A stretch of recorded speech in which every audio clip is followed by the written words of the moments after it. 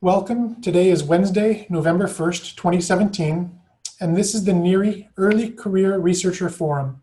This forum is intended to foster the exchange of ideas and be a platform of best practices for successful research.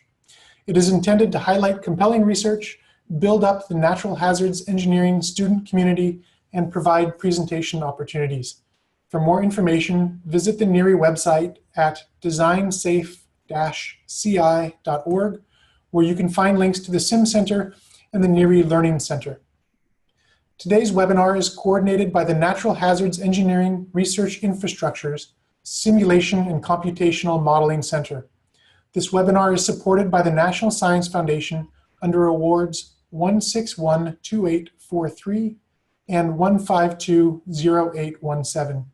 Any statements in this webinar are those of the presenter and do not necessarily represent the views of the National Science Foundation. Today's presentation is by Sean Shin. He is a fourth-year PhD student at the University of Washington.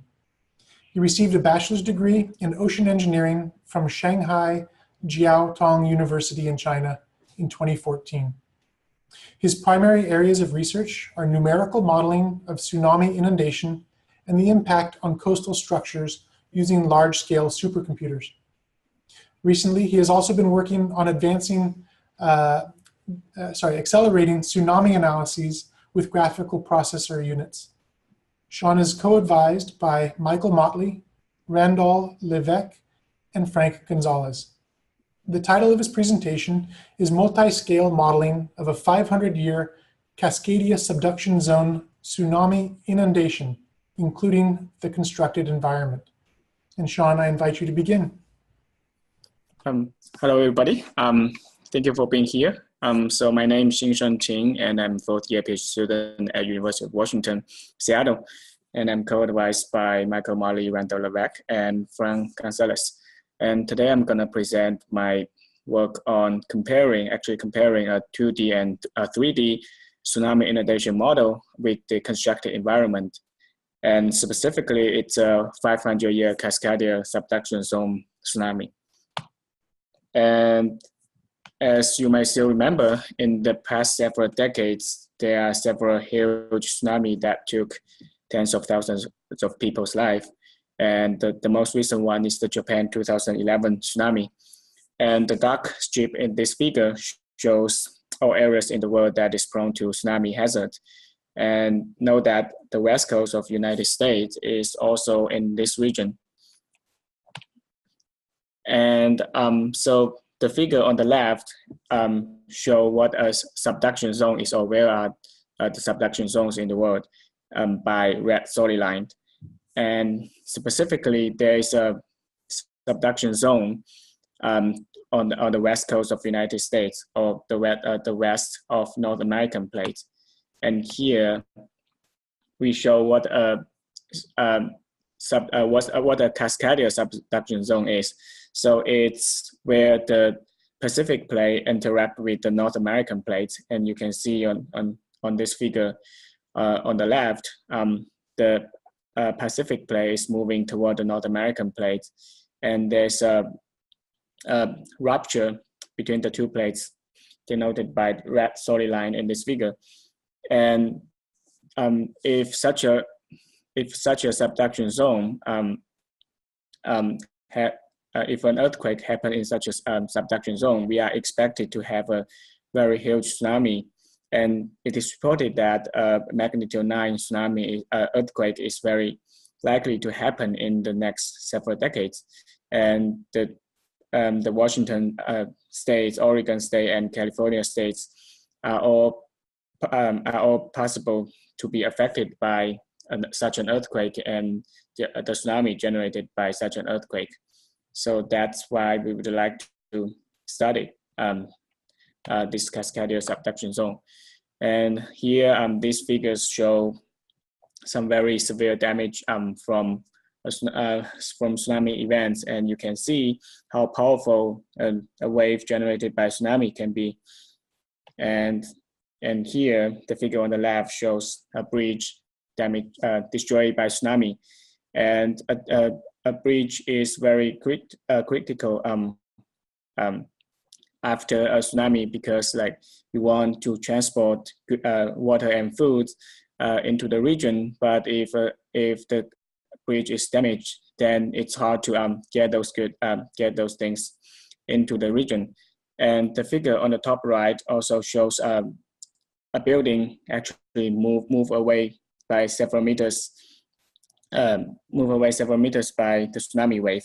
And you can also see how powerful a tsunami wave can be. And so we would like to be able to predict, to model the tsunami inundation, or be able to predict the impact from a tsunami to those coastal structures, such that when we design, say, a bridge, we would like to design it such that it can survive a tsunami. Then we can transport water and food into the region after a tsunami. And we also would like to design some critical building like hospital, such that it is strong enough to survive a tsunami, because people in a hospital is not very likely to be able to run away from the region after a tsunami, when a tsunami comes. And here, a tsunami actually consists of several steps. And here I divided it into 4 steps. So the first step is the tsunami generation. So here we were talking about tsunami generated by an earthquake under the sea. And after that, it will propagate toward the shoreline. And then after it arrives the shoreline, we have inland inundation of a tsunami. And then after that, the tsunami will interact with coastal structures like bridge and buildings inland. And the scale of these steps actually decrease from very large, which is in the tsunami generation step, to quite small in the interaction with structural step. And usually when we model the first 2 steps, people would use, would solve 2D shallow water equations, which is much less computational expensive than what is typically used in modeling the last step, that is the 3 Navier-Stokes equation. Here, our focus is actually on the offshore propagation, inland inundation, and interaction with structures. So since the case we are considering actually consists of 3 steps in this out of those 4, it's not very clear that whether we should use a 2D shallow water equation to model this or the 3D Navier-Stokes equation. So in this study, I'm going to present my result of using both the 2D shallow water equation to model the 3 steps and the 3D Navier-Stokes equation to model these 3 steps. Okay, and specifically, we built a model on a case of Seaside, Oregon. So the 2 figures on the left are top view of the city Seaside in Oregon, and you can see it's right next to the Pacific Ocean. And the figure on the right shows the geographic location of Seaside, and it's very close to Portland and Seattle. Okay, the reason why we chose this case study is that we have some experimental data by some researchers at Oregon State University who did a series of experiments several years ago, and they built a physical model of part of the city Seaside in their numerical wave basin. And here is a snapshot of the experiment, from the experiment, and you can see a single peak tsunami wave is coming toward us, and it's going to hit the buildings categorized by 3 different colors, red, blue, and yellow. Okay, so the figure on the left shows the yellow rectangle on the figure on the left shows the region where we are going to model. And this is also the region that the physical experiment modeled. And a wave of 10 meters high is going to enter the region from its left boundary and it's going to hit the buildings in the small yellow rectangle on the right. And it's the length of the rectangle is about 2 kilometers, and it's about 1.5 kilometers wide. And it's a 1.50 scale model. So the wave in the experiment is actually only 20 centimeters, which corresponds to a 10 meters wave in prototype. And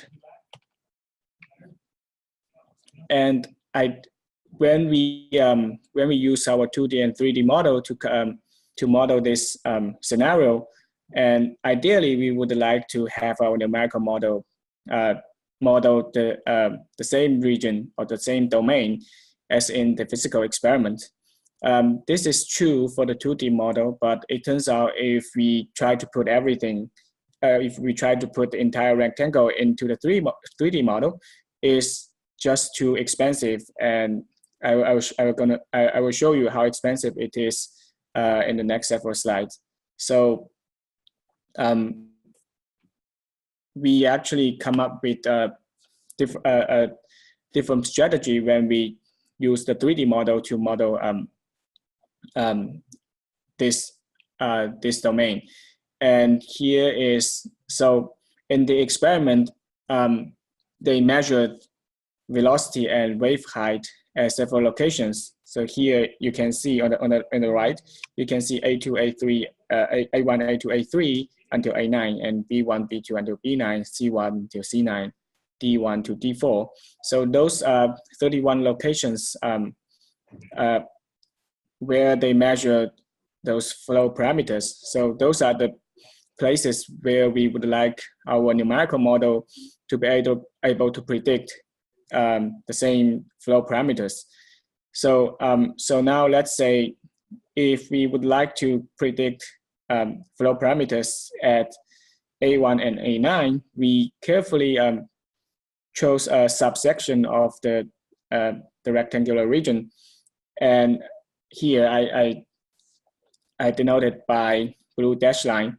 And so we use our 3D model to only model this subsection to get flow parameters at A1 to A9. So in this way, we don't have to model the entire rectangular region. And you can see we repeat this process for other groups of gauges or other group of places where we want to predict flow parameters. So this the green dash line here shows a long thin subsection by modeling which we predict flow parameters at gauge B1, B2 until B9. And we repeat the same strategy for prediction of flow parameters from C1 to C9, and the last is D1 until D4. So this is a summary of the 4 subsections that we carefully chose to model in order to get prediction of flow parameters at all 31 places.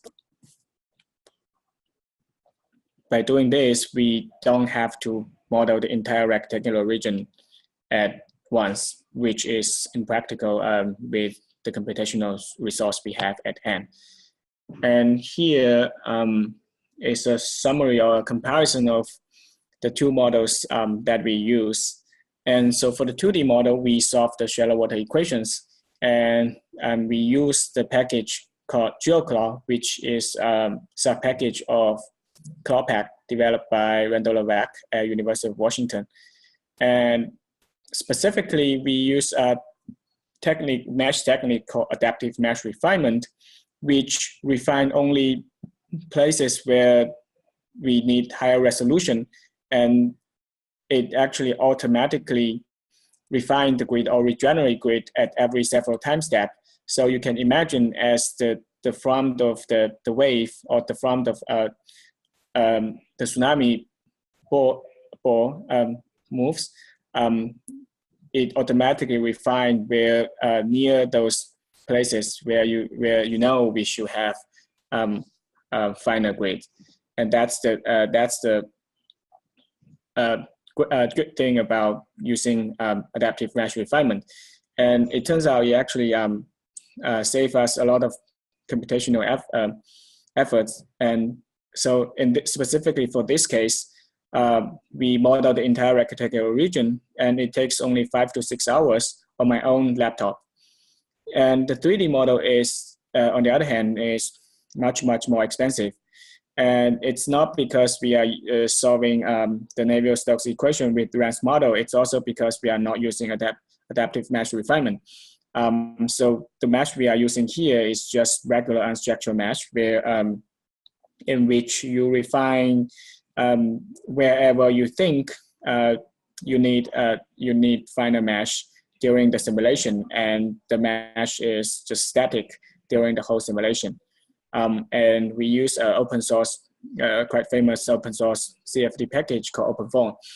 And here you can see the computational time is 8 to 10 days with 128 computer cores in parallel. So a CPU on a supercomputer typically will have 16 cores. So 128 computer cores means 8 supercomputers. And in the last column, I actually roughly evaluate the floating operations, number of floating point operations in both model. And you can see in terms of floating point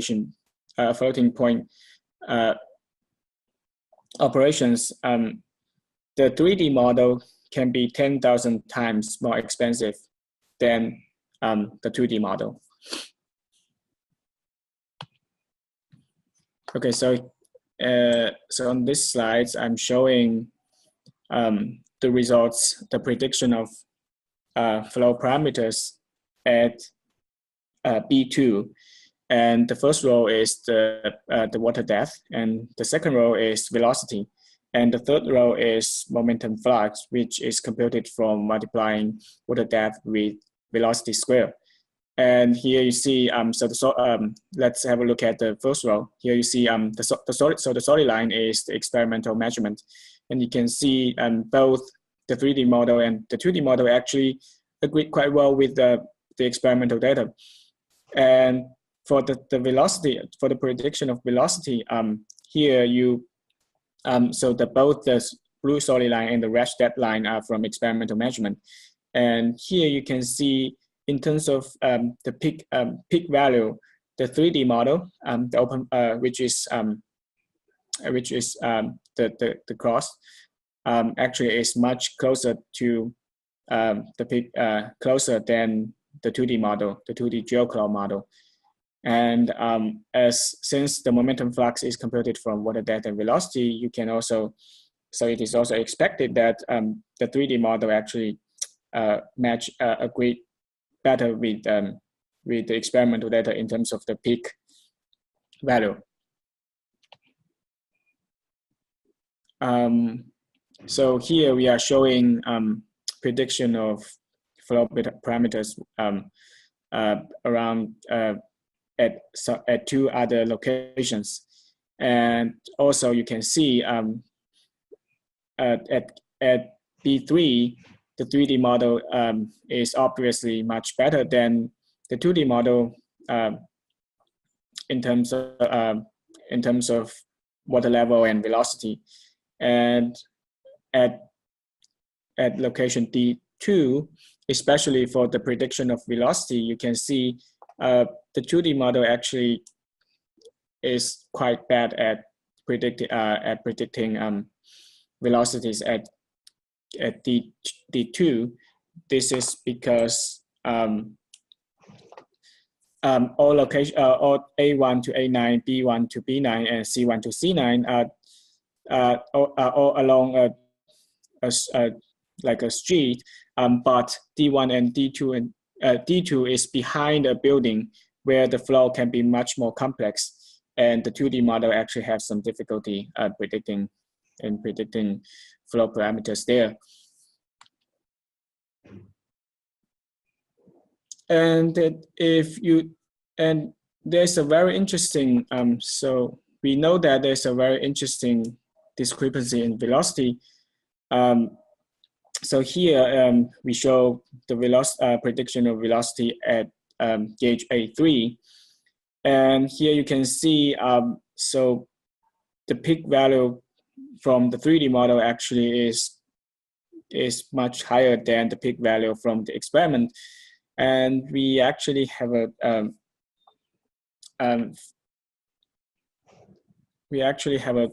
quite interesting finding about this.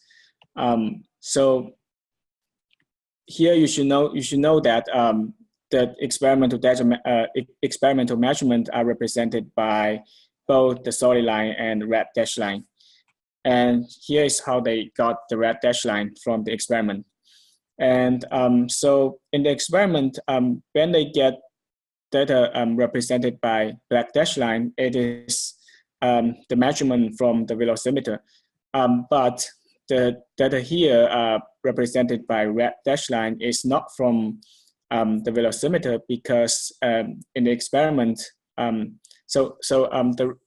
because in the experiment there are so many error in change in the edge of the ball, so the velocimeter actually failed to record the results consistently between different trials. So here is how they get the data represented by red dashed line instead. So here, if you have a look at the figure on the right, so let's say the green solid line represent position of the ball edge at time t1, and after a second, it moves to the position represented by the purple solid line.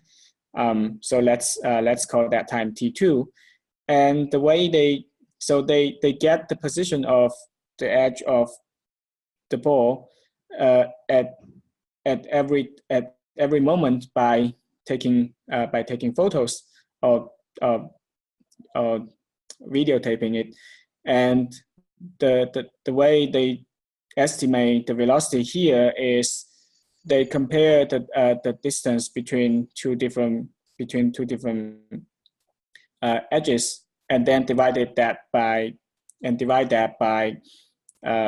difference in time. So the expression they use is u equals the position of leading edge at time t2 and minus position of leading edge at time t1, and then divide that by how long it takes. So that's how they get the peak value of velocity here, represented by so I use a red dot to represent the 2.2 meters in the figure. And however, in the CFD model, in the 3D model, we actually, so the result you see here, the peak value of from OpenFOAM, that value is not from this approach. It's actually just from direct measurement, which we are able to do in numerical simulation. And so here if we use the same approach as they use in the experiment, where so here you can see if we cut a slice along gauge A1 to A9, and then so the figure on the left shows the profile of the wave if we cut a slice through A1 until A9, and the figure on the left snapshot of the simulation at two different time steps. And here again, we can using a similar idea, we can get the location of leading edge at T1 and a location of the leading edge at T2. And using a similar idea, if we estimate the peak velocity by doing the same algebra, we actually get exactly the same results, which is 2.2 meters per second. And so this, if we do this, the numerical prediction actually agree quite well with the experimental measurement in terms of the peak value. Okay, but in fact, the results I'm showing here has a peak value of 2.8 meters per second. So why is that, and where is it coming from? So if you have a look at the figure on the left again, and so the two snapshots are all colored by velocity, and you can see there's a dark region, quite dark region after the leading edge of the ball, which means if you put a wave velocimeter there, and after the leading edge of the ball have already passed it, you will get 2.8 meters per second sometime after that. So that's why we get 2.8 meters per second in the numerical model, because we consistently using a pseudo velocimeter in the numerical experiment to get to measure velocity at the place we want. Okay, so as you have seen, the 3D model is so expensive. It's 10,000 times more expensive than the 2D model, and you also see that at some of the locations, the 2D model is actually not that bad. So why do we still want to use the 3D model? So one important reason is that the 3D model actually can predict tsunami forces on structure directly, because we are solving for pressure field, and if you integrate pressure on those structures, you get tsunami forces. But for the 2D model, we can't get tsunami forces on those structures directly. And here I'm showing time history of tsunami forces on some buildings in this region. And here you can see we can see the peak value of forces on building number 1 and building number 2 is quite high compared to other buildings. This is obvious because it's in front of all other buildings. And here, if we compare the peak forces on this building number 1 and convert it to prototype scale, we get 55,000 kilonewtons. And if we compare this to seismic load due to maximum considered earthquake for this building, and it turns out if you design this building such that it can survive on earthquake, and you only have to make it to withstand about 3,000 kilonewtons tsunami load, which means you have to strengthen the building by around 15 times if you want this building to stand there after a tsunami wave like this. And here we are also able to predict, with the 3D model, we are also able to predict localized forces on structures. So here the figure on the left shows tsunami forces on each wall of building number 2, and especially you can see so that the black dashed line correspond to tsunami forces on the southward of this building, which points up, and the orange storyline is peak forces is force on the north wall of this building, which is pointing down. And you can see the two forces actually cancel each other out. But this figure also shows that it is important to compute forces on individual on components of a structure, because if you only have a look at the total force, the two as in this example, two forces cancel each other out, and you didn't know like forces on individual of them can be large, and they can be destroyed by the tsunami, and which can affect the property of the intact structure and cause some critical damage. And also and obviously the 3D model can give more details. So this is a comparison of a snapshot from experiment and a 3D model. And you can see they look pretty similar, and the 3D model actually give you a lot of details. And here I'm showing the animation from both the 2D and 3D models. And for the 3D model, it's only a subsection of the entire domain, and we have 4 subsections like this. And for the 2D model, you can see it's actually able to model the entire domain, the entire rectangular domain at one time.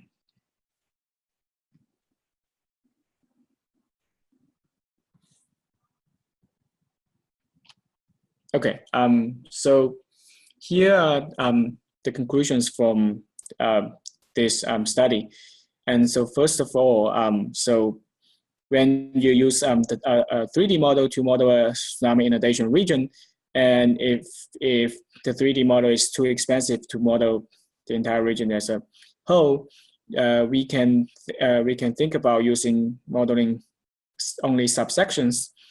And we have shown that if you choose the subsection carefully enough, you can do it actually with much less computational resources. You can do it much faster without loss of accuracy in where you want to predict, in areas where you want to predict flow parameters, or where you want information from the model.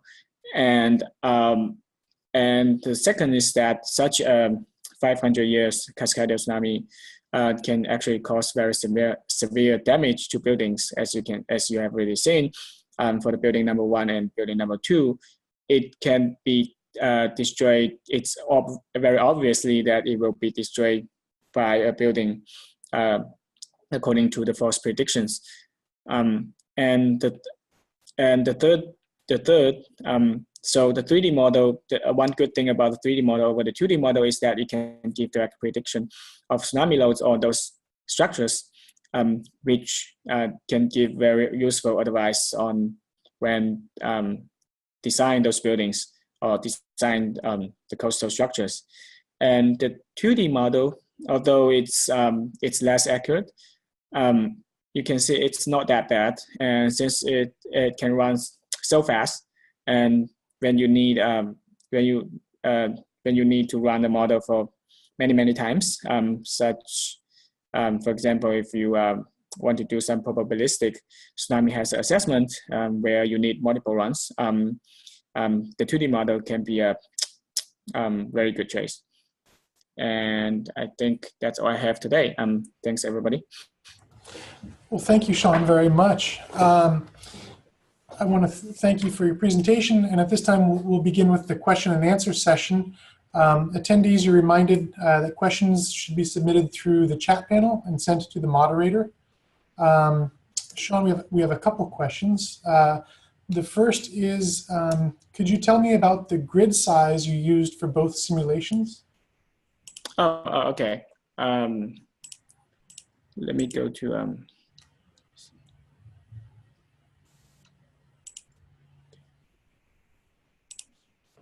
okay, so for the 3D model, the grid is actually, we actually refine the grid a lot near the buildings. And as I remember, if I remember correctly, the size of each, the smallest mesh can be like in the order of centimeters. And for the 2D model, we use adaptive mesh refinement. So it's structural mesh. But we still have a very fine mesh near inland, near the buildings, and I think it's in the order of, I would say in the order of 0.1 meters, or yeah. So it's 10 centimeters. So so the mesh in the 2D model is about 10 times coarser than the mesh in the 3D model. I'm talking about the finest mesh. Mm-hmm. And another question, is there any experimental data to validate the forces you reported on the structures? Unfortunately, for this case, no.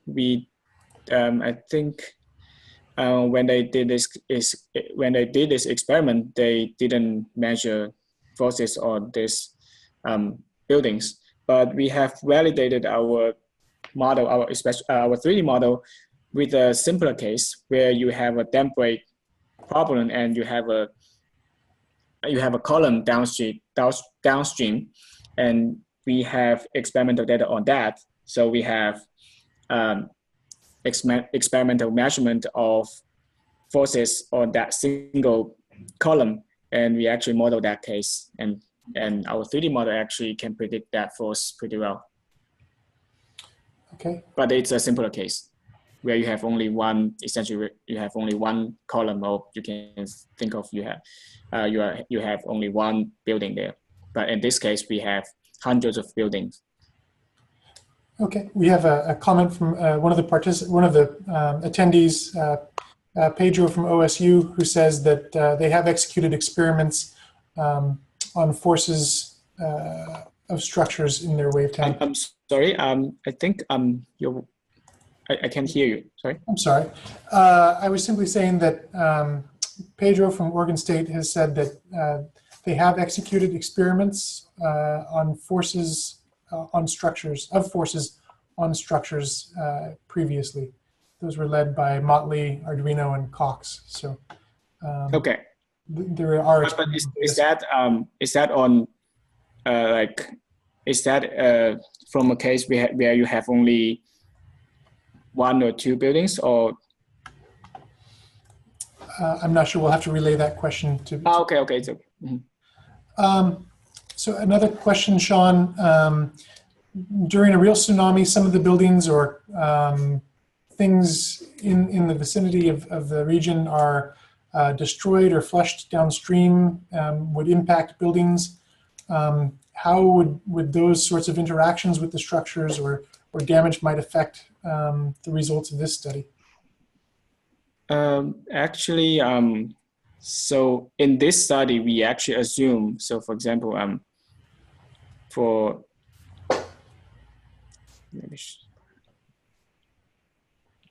me find a good slides. Yeah, for example, so here in this study, we actually assume all buildings are not won't be destroyed by this tsunami. And if, say, building number 1 and building number 2 are destroyed by this tsunami, and it's carried by the tsunami wave and hit the red buildings behind it, and that's gonna cause I would say that's gonna cause a huge impact on the. You can expect that, right? That's gonna cause a huge impact on the red buildings after the two blue buildings. And unfortunately, currently, we are not able to model this scenario. Okay. The boundary conditions you used in the video, it showed that you had reflective boundaries, or it seemed to show that you had reflective boundaries. Is that the case? Yeah. So so the boundary on the left is just an inlet boundary, and all 3 other boundaries are just wall. So you can expect the wave will get reflected when they hit the wall.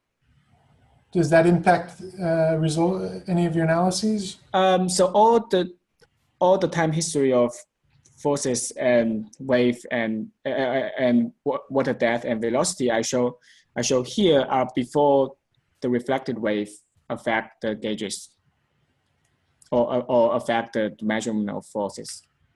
Okay. When you talked about the time it takes for you to do some of the analyses, it looked like there were several hours to compute the 2D model.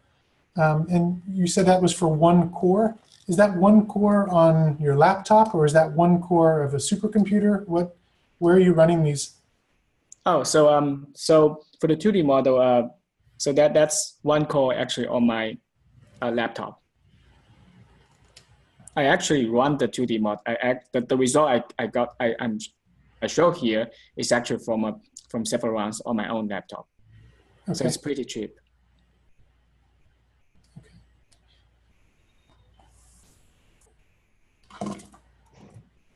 Well, if there aren't any other questions, I think we've reached the conclusion of today's Early Career Researcher Forum. On behalf of the attendees, thank you, Sean, for taking the time to share your research.